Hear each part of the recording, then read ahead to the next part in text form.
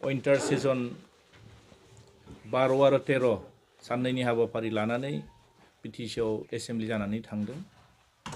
दा बे विन्टार सेसननि बे एसेम्बलियाव माखासे रायजो राजानि गेजेराव आं खेंफोरथि होनांगौ होननानै सानदों। नंखायनो आं खेंफोरथि होनो सानदों, मानोना दानि बिटिसि गभर्नमेन्टआव थानाय बिथांमोना जि धरनाव खोथाखौ बुंबाय थादों, गोबां धरननि रायजोनि गेजेराव नंखाय खोथाफोरखौ माने बांसावनानै गोबां धरननि खामानि मावनो हादों होननानै बिथांमोना बाथ्राफोरखौ बुंबाय थायो। नाथाय जों 12 थारिखनि जिथु एसेम्बलि, बे एसेम्बलिनि गेजेरजों जों माखासे कुइसन लाबोदोंमोन आरो 13 थारिखआव माखासे जों कुइसन लाबोदोंमोन। बेहाय जों स्पष्ट बिथांमोननि माखासे जोंनो डाटा होनायनि गेजेरजों जों हमदांनो हादों आरो बुंनो हादों। आंनिफ्राय आङो मोनसे कुइसन लाबोदोंमोन जे बिथांमोना प्रत्येक माने मिटिङावनो बुं बा माखासे जों सोङोब्ला बिथांमोना बुङो जे बिटिसिआव थानाय गोबां बिटिसिनि सुबुंफोरनि थाखाय गासै बिथांमोना बुंदों जे टटेल हाखौ बिथांमोना होनो हादों होननानै बुंदों। जे आंनाव मोनसे डाटा दङ, बे डाटानि गेजेरजों आं नोंथांमोननो फोरमायनो सानदों जे बिथांमोना ओरैबायदि बुंदों टटेल हाखौ बिथांमोना गासै माने 2,59,874 जन बिथांमोना नैबे डाटाखौ जोंनो होदों। बेनिफिसियारिफोरनि लिस्टखौ बिथांमोना होआखै, बे डाटाखौ होदों। बेहाय जों नुदों जे रायजो राजाफ्रा बिजिरबानो जाबाय जे बिथांमोना बायलाय आरो फानलायखौबो बिथांमोना नामजारि खालायनानै बिथांमोना पात्ता होबाय होननानै बुंदों। बिफानि सम्पतिखौ सोरबा गावनि फिसालानि नामाव, सोरबा न'खरनि नामाव बिथांमोना दानस्लायना होनायखौबो बिथांमोना पात्ता होबाय होननानै बुंदों। रिक्लासिफिकेसन बिथांमोना बेखौबो गावसोरनि माने पात्ता होदों होननानै बुंदों। दा अब्ला रायजो राजाफ्रा बिजिरबानो जाबाय। बिथांमोना जिथु फिगार होदों 2,59,800 जिथु 74 जन होबाय होनदों, बिथांमोननि गेजेराव जों नुदों गासै 26,775 बिथांमोना रिक्लासिफिकेसन आरो माखासे बिथांमोना जायफोरनो माने बिफानि नामाव फिसालानो दानस्लायना होनायखौबो बिथांमोना बिदि होदों होननानै बुंदों। नंखायनो नोंथांमोना नैबे तथ्यखौ लांनानै नोंथांमोना रायजोनि गेजेराव फोरमायनानै होनो हागोन। मानोना जों जिथु सोंनायनि उद्देश्यआ बेसोमोन जे जायफोर हा गैयै, जायफोर हानि थाखाय एप्लाइ खालायदों बिथांमोननो हा होबाय होननानै बिथांमोना बुंदों। माने 2,59,874 सुबुंनो हा होबाय होनना बुंदों। बे गासै सोरनिबा नामाव थाखानायखौ बिथांमोना जास्ट अफिसियेलि मावनायखौनो बिथांमोना गावसोर पात्ता होबाय होननानै बुंदों। बेफोर गासिबो नंखाय।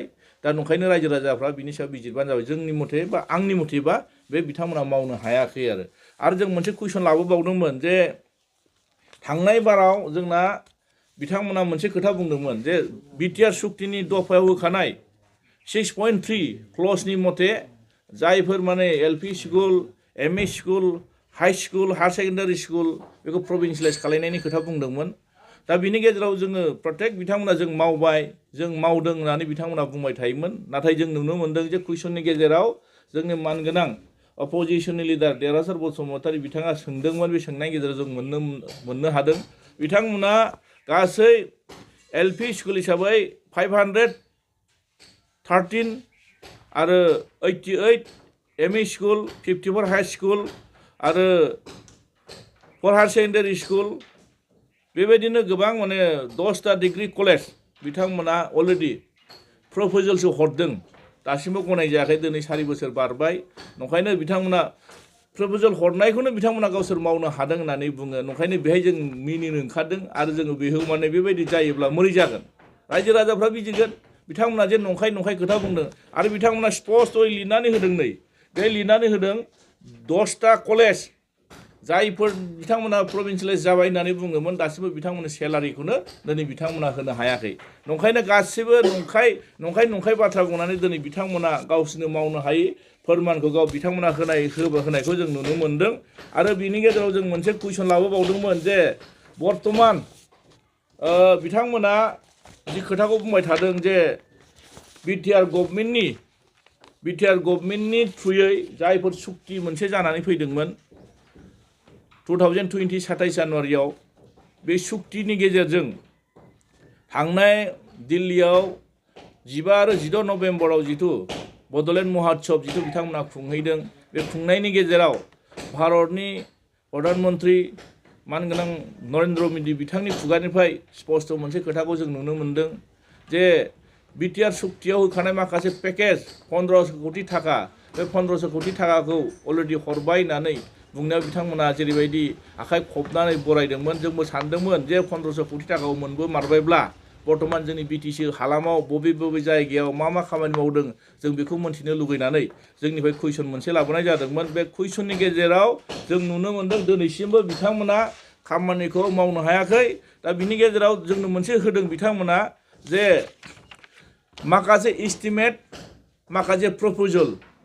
बे खोथाखौसो बिथांमोना जोंनो होनाय जादों बे स्पष्ट दिनैसिमबो बिथांमोना बे खामानिखौ मावनो हायाखै माखासे टेन्डार प्रसेसआव दं माखासे डाबल जाबाय होनना दं एडमिनिस्ट्रेटिभ एप्रुभेल जाबाय होनना बुंदों दिनैसिमबो थाइसेबो फैसाखौ जों फैनायखौ नुवाखै अब्ला इसां मिसा खोथा बुंनो हायो इसां नंखाय खोथा बुंनो हायो अब्ला जों ओरै फोथायनो हानो नंखायनो जों नुदों आरो बिदिनो गोबां जोंनि गेजेराव बिथांमोना नंखाय बाथ्रा होनानै जोंखौ बिदिनो मिसा खोथा बुंनानै बिथांमोना गावसिनि गभर्नमेन्टखौ साक्सेस जाबाय होननानै बिथांमोना बुंनो नागिरो नाथाय जों बिनि गेजेराव नुनो मोन्दों जे बिथांमोना जे नंखाय खोथा बुंदों दिनैसिमबो बिथांमोना जेबो खामानि मावनो हायाखै बेखौ जों नुनो मोन्दों ओंखायनो आङो बिथांमोना खामानिखौ मावनांगौ जों मावजानायखौ लुगैदों जिथु खोथा होनानै जि बाथ्रा होनानै बिथांमोना जोंनि गेजेराव गोबां खोथा होदोंमोन रायजोनि गेजेराव गिदिर खोथा होदोंमोन खामानि मावगोन होननानै बुंदोंमोन दिनैसिमबो बिथांमोना मावनो हायाखै साख्रिखौबो बिथांमोना जिबायदि होनांगौ बिदि होनो हायाखै बिथांमोना आरो मोनसे खोथाखौ बुंदों जे थांनाय 25 नभेम्बराव बिटिसिनि मोनसे स्पेशल टेट खालायनानै एग्जाम फाथिनाय जादोंमोन बे एग्जामनि गेजेराव बिथांमोना बिटिसिनि आउटसाइडनि मानसिखौबो बेहाय माने एग्जामनि थाखाय इनभाइट खालायदों बेहाय आं सोंनाय जादोंमोन जे हसाके जुदि बिटिसिनि स्पेशल जुदि टेटब्ला बिटिसिनि बाहेरानि मानसिफोरखौ जुदि क्वालिफाइड जायोबा बेहाय माने साख्रिनि एपइन्टमेन्ट होनाय जागोन नामा होनना सोंनायाव बिथांमोना बेखौबो स्पष्ट बुंनाय जादों बिटिसिनि आउटसाइडनिखौबो बिथांमोना साख्रिनि एपइन्टमेन्ट माखासे नांगौ बायदि होनाय जागोन होननानै बुंनाय जादों अब्ला बे बिटिसिनि स्पेशल टेट फाथिनानै जेराव जोंनि बिटिसिनि सुबुंफ्रानो साख्रि मोनाखै अब्ला बेखौ रायजो राजाफ्रा बिजिरबानो जाबाय आरो बिनि गेजेराव मोनसे सोंबावनाय जादोंमोन दानि जिथु माने टेट जायफोर माने बिएड खालायनाय मानसिफोरनि बिटिसिनि बिथोरनि मानसिफ्रानो गोबां मानसिफ्रा जोंहा आसामाव गोबां जायगायाव माने बिएडनि माखासे एडमिसन लानायाव गोबां उसुबिदायाव गोलैदों माखासे माने बिथांमोना बिएड खालायनो थांब्लाबो माने सिट मोनैनि थाखाय बिटिसिनि बाहेरायाव बिथांमोना बिएडखौ खालायहैनो गोनां जादों दा बिथांमोना दिनै फैनानै बिएड खालायखांनायनि उनाव दिनै साख्रिनि एप्लाइ खालायोब्ला बिथांमोननि बे बिएडखौ दिनै बेहाय एक्सेप्ट खालायनाय जायाखै अब्ला दिनै बेहायबो जुदि सिट मोनाब्ला माने बाहेरायावबो जुदि बिएडनि जुदि एग्जाम खालायना फैनायाव दिनै बिथांमोननि माने माबायाव सार्टिफिकेटआव जुदि मैल' जायाब्ला अब्ला मा जानो हागौ बिनि सायाव जों मोनसे कुइसन लाबोदों बिथांमोना सानगासिनो दं मावगासिनो दं होननानैनो माने बिथांमोना जोंनि गेजेराव बिदि एन्सार होनानै हरबाय थादों नंखायनो प्रेक्टिकेलाव जों नुदों जे बे बुस्थुआ बिथांमोना मावनो हायाखै ओंखायनो दिनै गोबां माने जोंनि बिटिसिनि हालामनि रायजो राजाफोरखौ बिथांमोना नंखाय खोथा बुंनानै थगायबाय थादों बेबायदि बुंनानै दिनै बिटिसिनि जिथु जौगानाय हाबाफारि जिथु मोननांगौ जायफोर उपजुक्त लाइमोनफ्रा जेरै साख्रि मोननांगौ बिथांमोना दिनैसिमबो मोननो हायाखै नंखायनो आङो खावलायदों बिथांमोननि जिथु मोनसे पबित्र हदन जोंहा मोनसे उइन्टार सेसन जानानै थांदों 12 आरो 13 बिथांमोना बेहायबो थगायो नंखायनो रायजो राजाफ्रा बिनि सायाव मोजां बिजिरनांगौ होननानै आङो रायजोनि गेजेराव बेखौ माने खेंफोरथि बा बुंफोरथिखौ होनाय जादों आरो जोङो मोनसे कुइसन लाबावनाय जादोंमोन जे गोबां समाव बिथांमोना बुंबाय थायो जायफोर बड'लेण्ड मुभमेन्टआव जायफोर मुंख्लं जानाय न'खरफोरनो माने एककालीन भावे जितु एक गेजेर 5 लाख करै एसग्रेजिया जितु 5 लाख करै होनाय जादों होननानै बिथांमोना बुंदों जों मोजां मोनदों जायफोर दिनै बिथांमोननो होनो हादों जों बेखौ मोजां मोनदों मानोना जों दिनै बिथांमोननि मुंख्लंनि थाखायसो बिथांमोना गावनि जिउखौ बावसोमनायनि थाखायसो जे मोनसे सुक्ति जानायनि गेजेरजों दिनै गोबां सोरबा इएम जादों सोरबा बिटिसिनि चिफ जादों सोरबा एमसिएलए जादों सोरबा एमएलए जादों नाथाय जों बिथांमोनखौ बावगारबा जानाय नङा ओंखायनो जायफोर दिनै मुंख्लं जालायबाय बे मुंख्लं जानायनि मुङाव दिनै एसग्रेजिया हिसाबै दिनै आसाम सरकार आरो भारत सरकारा बिटिआर सुक्तिनि गेजेरजों हरगोन होननानै रादाय खाखानाय बायदियै बिथांमोना जोंनो हरनाय जादों आं बेहाय मोनसे तथ्य मोनदों नोंथांमोना बे तथ्यखौ होनाय जागोन जों बेखौ सोंनाय जाबावदोंमोन जोंनि अपोजिसन लिडारनि मानगोनां देरासार बसुमतारी बिथाङा सोंदोंमोन बिथांनि कुइसनाव फैदों जे दासिमहालागै 2023 आरो 24 आरो 2024 आरो 25आव दासिमहालागै बेसेबां फैसा फैखो आरो बेसेबां माने मुंख्लं न'खरनो फैसा होनाय जाखो होननानै बुंदोंमोन। दा बिनि गेजेराव गासै 2023 आरो 24आव गासै 25 कौटि 25 crore अलरेडि हरनाय जादोंमोन। दा 25 crore गेजेराव बिथांमोना जोंनो मोनसे होदों 19 कौटि 55 लाख बिथांमोना बेखौल' होनो हादों। गासै 391 जन 391 जननोल'सो बिथांमोना मुंख्लं न'खरनो होनो हादों। अब्ला बाखि फैसाया बबाव थांखो? दा जोंनि गेजेराव मुंख्लंफोर गैलामोन नामा? मा खारननि थाखाय बिथांमोना होनो हायाखै बेखौ स्पष्ट बिथांमोना बुंनो हायाखै। ओरैनो बिथांमोना गावसोर होनाय खोथाखौल' बुङो। फैसा हरखाबाय, अलरेडि सौफैखाबाय, बेखौबो बिथांमोना दिनै होनो हायाखै। आरो 2024 आरो 25आव गासै 10 कौटि थाखा फैबावदों, माने 10 crore फैबावदों। दा 10 crore फैनायाव बिथांमोना जोंनो मोनसे एन्सार होदों। दिनैसिमबो बिथांमोना लिस्टखौ आसाम सरकारनो साबमिट खालायदों, दिनैसिमबो बे फाइनाल एप्रुभ जायाखै। थारमाने बिथांमोना दिनैसिमबो होनो गोसो गैया होननायखौ फोरमायनाय जादों। मानोना दिनै जोंनो बिथांमोना बुङो जे थांनाय 2020आव जानाय सुक्ति मथे माखासे एनडिएफबिनि 37 बोसोर सोमावसारनायनि गेजेरजों जायफोर 3000निबो बारा अलरेडि मुंख्लं जाबाय आरो बेलटिनि सुक्तिनि गेजेरजों बिथांमोननि नांनाय माने मुभमेन्टआव माखासे बर'फ्रा दिनै 26 जन थैनाय, बिथांमोननि गेजेरावबो दिनै माखासे मुंख्लंफ्रा मोनाखै। अलरेडि पुलिस भेरिफिकेसन जाबाय, बिथांमोनखौ मुंख्लं होननानै बिथांमोनखौ सिक्रिटि होनाय जाबाय। बिनि गेजेराव दिनै 10 कौटि आरो नैबे गासै माने माखासे थालांनाय 25 कौटिनि गेजेराव 5 कौटिनिबो बारा थालांनाय फैसाखौ दिनै बिथांमोना मानो होनो हायाखै? मा खारनाव होनो हायाखै? बिथांमोना ना बै मुंख्लंफोरनि सायाव सन्देह दं?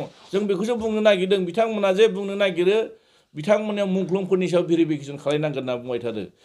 नोंथांमोना गभर्नमेन्टआव दङ, सरकाराव थानाय आन्दलनकारि लिडारफोर गावनि मुंख्लंफोरखौ बिथांमोना सिनाया नामा?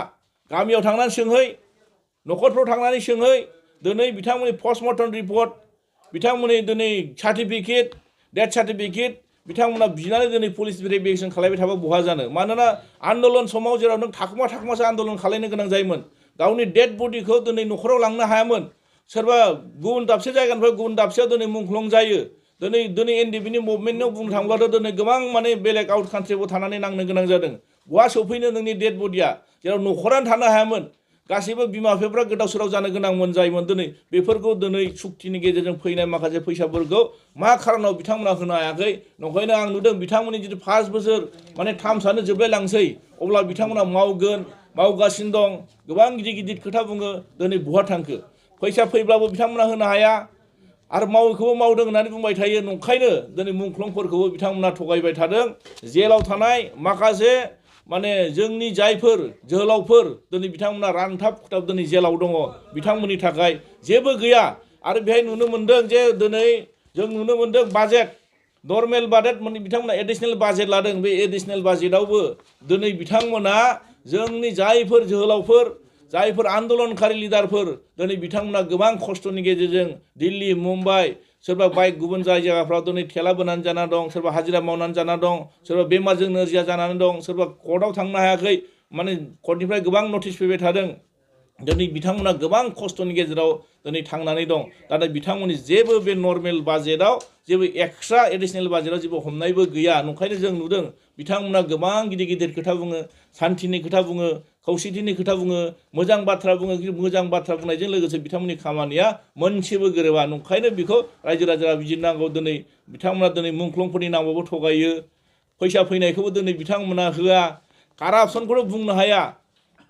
कारापसना हिसाब गैयै जायो। नंखायनो दिनै बिथांमोननि कारापसनखौ जों बुंनानै फोजोबनो हाया। बिथांमोना फ्रि कारापसननि खोथा बुङो, नंखाय खोथा बुङो। दिनै बिथांमोननि मोनफ्रोमबो खामानियाव बेसेबां पार्सेन्ट लायो बेखौ आं बिजिरा। दिनै रायजो राजाफ्रा बेखौ बिजिरगोन, थिकादारफ्रा बेखौ बिजिरगोन। अपेनलि फैसा लायो, मारै सोलिबाय थानो हादों बिथांमोना? नंखायनो बिनि फिननायखौ हाजारखि मोजां खोथायानो बुङाथों मानो 2025आव बिनि रिजाल्टखौ रायजो राजाफ्रा होगोन होननानै आङो बेखौ नेनानै दं आरो। नंखायनो आङो आसा खालायदों फैबाय थानाय 25आव बिनि उचित बिसारखौ रायजो राजाखौ होनो थाखाय खावलायनाय जाबाय। गोजोन्थों। Thank you.